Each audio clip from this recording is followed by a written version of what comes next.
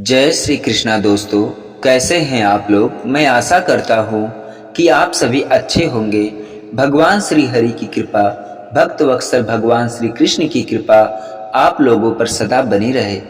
दोस्तों, भगवद गीता मानव जाति के लिए एक पवित्र ग्रंथ है। यह महाकाव्य महाभारत का एक भाग है। इसे भगवान कृष्ण ने योद्धा अर्जुन से कहा था, जो युद्ध के क्षेत्र में कई सवालों से भ्रमित था।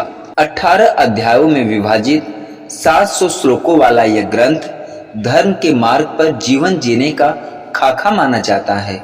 यह सभी युगों में मानव जाति के लिए दिशा निर्देश है, क्योंकि ग्रंथ में बताए गए सिद्धांत कलातीत हैं। भगवद गीता के रहस्यों को जानने की इस यात्रा में हमारे साथ आप भी शामिल होइए। 700 श्लोकों में से 574 श्लोक भगवान कृष्ण द्वारा हैं और 74 श्लोक अर्जुन द्वारा हैं। 41 श्लोक संजय द्वारा हैं, तो मात्र एक श्लोक धृतराष्ट्र द्वारा है। तो दोस्तों, आइए बिना विलंब किए हम भगवान के भगवद गीता के 51 विचारों को जानते हैं, सुनते हैं। कर्म पर ही तुम्हारा अधिकार है, कर्म के फलों में कभी नहीं। इसलिए कर्म को फल के लिए मत करो। अच्छी नियति से किया गया कार्य कभी व्यर्थ नहीं जाता और उसका फल आपको अवश्य मिलता है। जो मनुष्य सुख और दुख में विचलित नहीं होता है, दोनों में समभाव रखता है, वह मनुष्य निश्चित रूप से मुक्ति के योग्य है।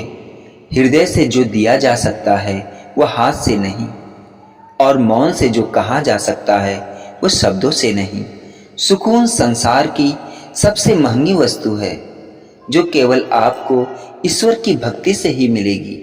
अगर भगवान तुम्हें ज्यादा इंतजार करवा रहा है तो तैयार रहना, वो उससे कहीं ज्यादा देने वाले हैं जितना तुमने मांगा था।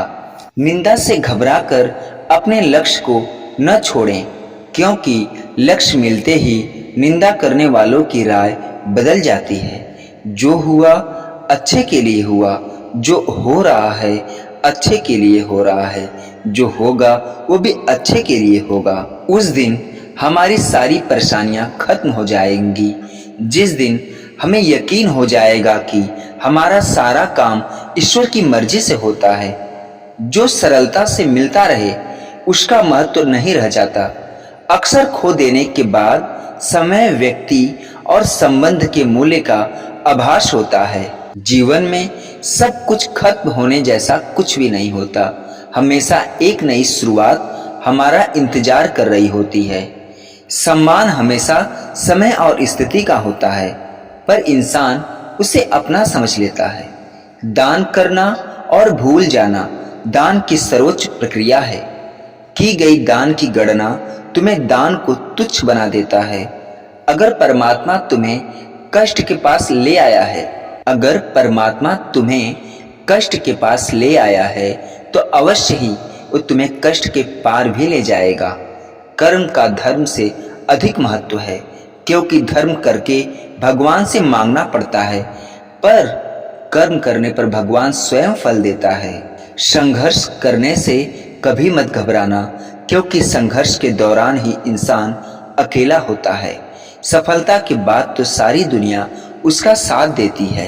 तनाव से केवल समस्याएं जन्म ले सकती हैं। तनाव से केवल समस्याएं जन्म ले सकती हैं। समाधान खोजने है तो मुस्कुराना ही पड़ेगा।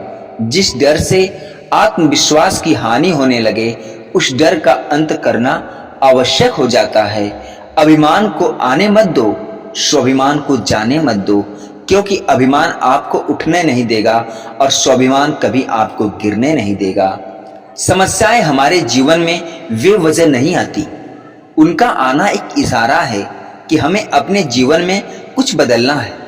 जब इंसान अपने काम में आनंद खोज लेता है, तब वे पूर्णता प्राप्त करते हैं। अपने आप को ईश्वर के प्रति समर्पित कर दो, यही सबसे बड़ा सहारा है। जो कोई भी इस सहारे को पहचान गया, वो डर, चिंता और दुखों से आजाद रहता है। सही कर्म वह नहीं है जिसके परिणाम हमेशा सही हो, बल्कि सही कर्म वह है जिसके उद्देश्य कभी गलत ना हो। जो व्यवहार आपको अपने लिए पसंद ना हो, ऐसा व्यवहार दूसरों के साथ भी ना करें। जो व्यक्ति मन को नियंत्रित नहीं करते, उनके लिए मन शत्रु के समान कार्य करता है।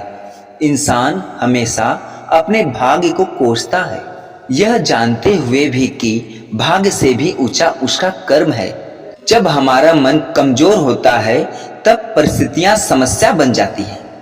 जब हमारा मन मजबूत होता है, तब परिस्थितियां अवसर बन जाती हैं। प्रत्येक बुद्धिमान व्यक्ति को क्रोध और लोभ त्याग देना चाहिए, क्योंकि इससे आत्मा का पतन होता है। प्रेरणा का सबसे बड़ा स्रोत आपके अपने विचार हैं, इसलिए बड़ा सोचें और खुद को जीतने के लिए हमेशा प्रेरित करें।